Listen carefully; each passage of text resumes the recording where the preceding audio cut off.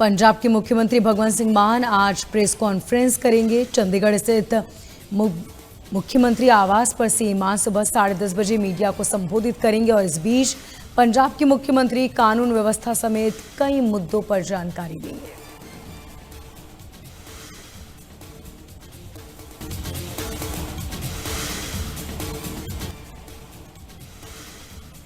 पंजाब में DM suicide मामले में सियासत लगातार तेज हो रही है। पूर्व मंत्री लालजी सिंह भुल्लर को पुलिस ने मंडी गोबिंदगढ़ से गिरफ्तार कर लिया। पुलिस के मुताबिक गिरफ्तारी के बाद भुल्लर को अमृतसर लाया गया, जहां देर रात करीब 10:30 बजे सीआईए अमृतसर 1 कार्यालय में रखा गया। अमृतसर के डीसीपी रविंदर पाल ने कहा कि आज लालजी सिंह भुल्लर को कोर्ट में पेश किया जाएगा, जहां आगे की कानूनी कार्रवाई तय होगी।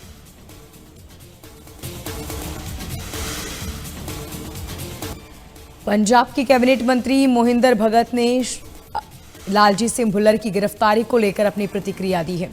उन्होंने कहा कि पंजाब सरकार के निर्देश पर भ्रष्टाचार के खिलाफ लगातार कार्रवाई जारी, कानून के मुताबिक कार्रवाई की जाएगी।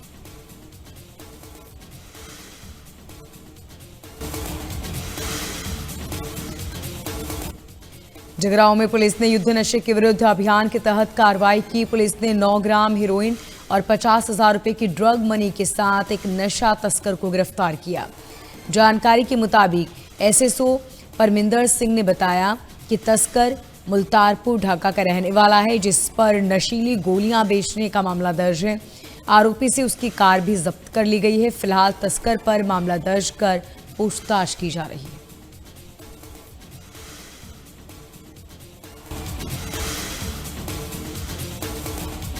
जालंधर में शहीद भगत सिंह, राजगुरु सुखदेव की शहादत की याद में भगत सिंह चौक पर कांग्रेस नेताओं ने श्रद्धांजलि दी। उन्होंने भगत सिंह की प्रतिमा पर फूलों के हार चढ़ाए और बलिदान को नमन किया। कांग्रेस जिला प्रधान राजेंद्र बेदी ने कहा कि ये दिन जवानों के लिए प्रेरणा का दिन है, जिससे वे भगत सिंह, राजगुरु और सुखदेव के स्वतंत्रता संग्राम में योगदान को जान सके।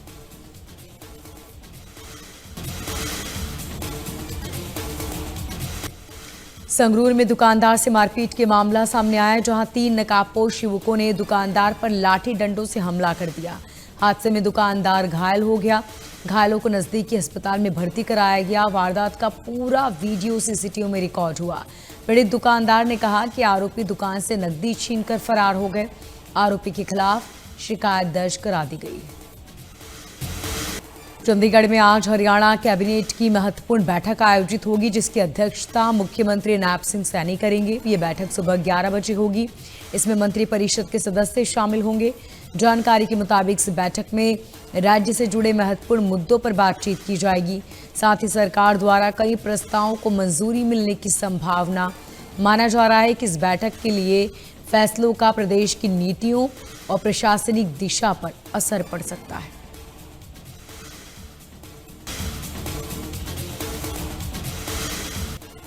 अंबाला के एसडीएम कार्यालय में शहीद आजम भगत सिंह, सुखदेव और राजगुरु का शहीदी दिवस मनाया गया। बीजेपी कार्यकर्ता, कॉलेज के बच्चे और कई लोग शामिल हुए। एसडीएम विनेश कुमार ने तीनों शहीदों को पुष्प अर्पित कर नमन किया।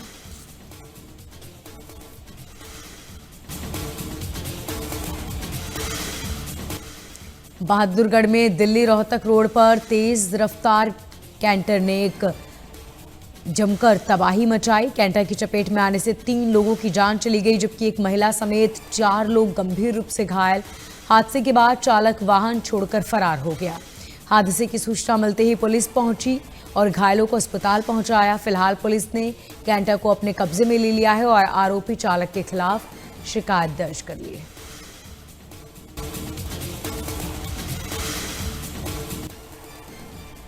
बराड़ा में होटल संचालक से ठगी का मामला सामने आया। 2 अज्ञात युवकों ने फर्जी फूड सेफ्टी अधिकारी बनकर वारदात को अंजाम दिया। युवकों ने होटल संचालक को होटल सील करने की धमकी दी और 25,000 रुपये ठग लिए। ये पूरी वारदात होटल में लगे सीसीटीवी में रिकॉर्ड हुई। सूचना मिलते ही पुलिस पहुंची और जांच शुरू की। पुलिस ने कहा कि आरोपियों के खिलाफ धोखाधड़ी का केस दर्ज किया गया है। सीसीटीवी के आधार पर दोनों को जल्द गिरफ्तार किया जाएगा। यूपी में निवेश को बढ़ावा देने के लिए मुख्यमंत्री योगी आदित्यनाथ आज निवेश मित्र 3.0 पोर्टल का शुभारंभ करेंगे। इस पोर्टल के जरिए 40 से ज्यादा विभागों से जुड़ी करीब 200 सेवाएं निवेशकों को ऑनलाइन उपलब्ध कराई जाएगी। इस प्रक्रिया से और भी सरल और पारदर्शी होगी। इसके साथ ही मुख्यमंत्री प्लग एंड प्ले औद्योगिक शेड्स योजना की शुरुआत करने वाले हैं। इस कार्यक्रम में 85 निवेशकों को लेट्स ऑफ कंफर्ट, पात्रता पत्र और सब्सिडी भूमि आवंटन पत्र वितरित किए जाएंगे। मुख्यमंत्री निवेशकों को करीब 2,781 करोड़ रुपए की सब्सिडी भी जारी करेंगे।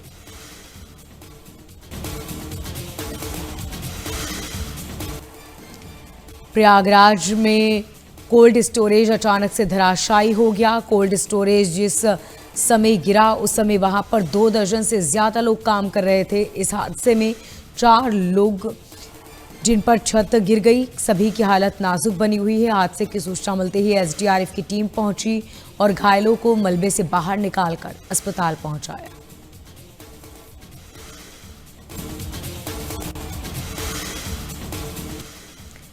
उत्तराखंड सीएम पुष्कर सिंह धामी ने चैत्र नवरात्रि के पावन अवसर पर देहरादून स्थित श्री काली देवी मंदिर में पूजा अर्चना की, प्रदेशवासियों की सुख समृद्धि की कामना की और साथ ही मंदिर में दर्शन के बाद सीएम धामी ने सभी लोगों को नवरात्रि की शुभकामनाएं दी।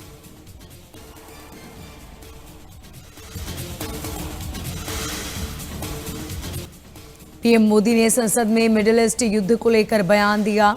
पीएम मोदी ने जंग से हालातों पर चिंता व्यक्त की, तनाव को जल्द खत्म करने पर जोर दिया। साथ ही कहा कि बातचीत से ही समस्या का समाधान हो सकता है। पीएम मोदी ने कहा कि नागरिकों और पावर प्लांट पर हमले मंजूर नहीं, साथ ही हॉर्मुज का रास्ता रोकना स्वीकार नहीं।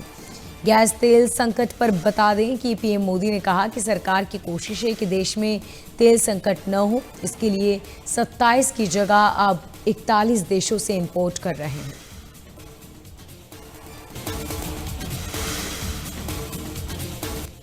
पीएम मोदी आज दोपहर 2 बजे राज्यसभा को संबोधित करेंगे। माना जा रहा है कि पीएम मोदी के संबोधन में मिडिल ईस्ट के हालातों पर चर्चा होगी।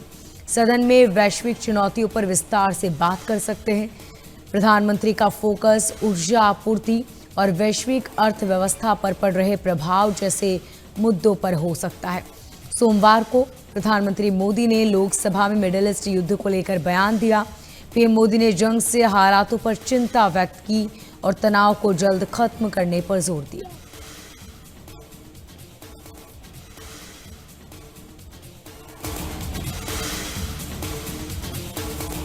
पीएम मोदी और केंद्रीय रेल मंत्री अश्विनी वैष्णव के फैसले के बाद वंदे भारत एक्सप्रेस को गुरदासपुर में रोकने का ऐलान किया गया। केंद्रीय राज्य मंत्री रवनीश सिंह बिट्टू ने प्रधानमंत्री और केंद्रीय रेल मंत्री के इस फैसले पर आभार व्यक्त किया। सोशल मीडिया प्लेटफॉर्म एक्स पर पोस्ट कर कहा कि सरकार का ये कदम सीमावर्ती जिलों को सशक्त बनाने और बुनियादी ढांचे को मजबूत करता दिखाई दे रहा है।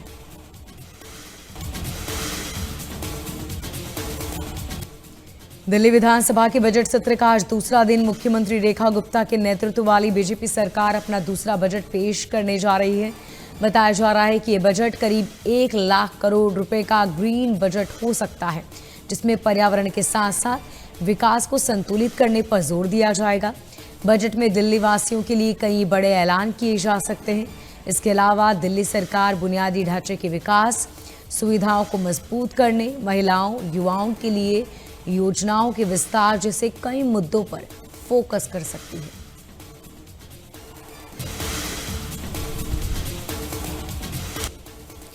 मिडिल ईस्ट में बढ़ते तनाव के चलते भारत के लिए राहत की खबर सामने आई, जहां ऊर्जा आपूर्ति के लिहाज से भारत के लिए 2 और जहाज हॉर्मुज से रवाना हो गए। आपको बता दें कि एलपीजी, जंग वसंत और पाइन गैस है जो कि 26 से 28 मार्च के बीच भारतीय बंदरगाहों पर पहुंच सकते हैं। शिपिंग जल मार्ग मंत्रालय के मुताबिक इन जहाज़ों में कुल करीब 92,612 मीट्रिक टन एलपीजी है।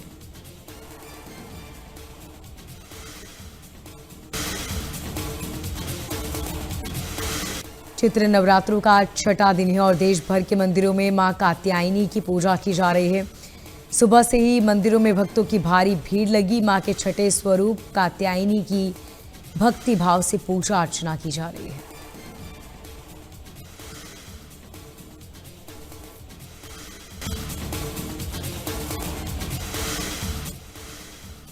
चैत्र नवरात्रि के छठे दिन दिल्ली छतरपुर के श्री आद्या कात्यायनी शक्तिपीठ मंदिर में पूजा अर्चना की गई। बड़ी संख्या में माता के भक्त दरबार पहुंच रहे हैं। भक्तों में श्रद्धा भाव के साथ मां की आरती कर जयकारे लगाए।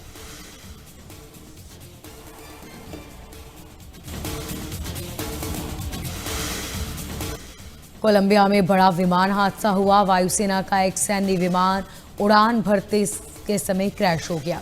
विमान में 125 से ज्यादा सैनिक सवार थे। यह हादसा पेरू सीमा के पास दक्षिणी एमजन क्षेत्र में हुआ है। आपको बता दें कि घटना में एक से ज्यादा जवान मारे गए। 77 सैनिकों को सुरक्षित अस्पताल में भर्ती कराया गया। वहीं रक्षा मंत्री ने सोशल मीडिया पर बताया कि एयरफोर्स का ये विमान जो टेक ऑफ के बीच दुर्घटनाग्रस्त हुआ और विमान में तकनीकी समस्या क्या थी इसकी जांच होगी।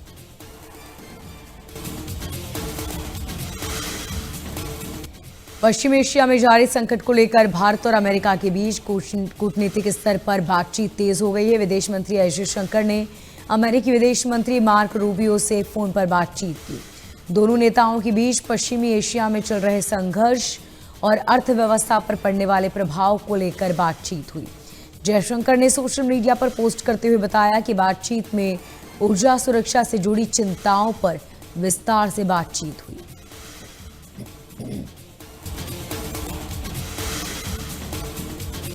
अमेरिकी राष्ट्रपति ट्रंप ने ईरान के पावर प्लांट और एनर्जी इंफ्रास्ट्रक्चर पर होने वाले हमलों को फिलहाल टाल दिया। ट्रंप ने सोशल मीडिया पर पोस्ट कर ऐलान किया।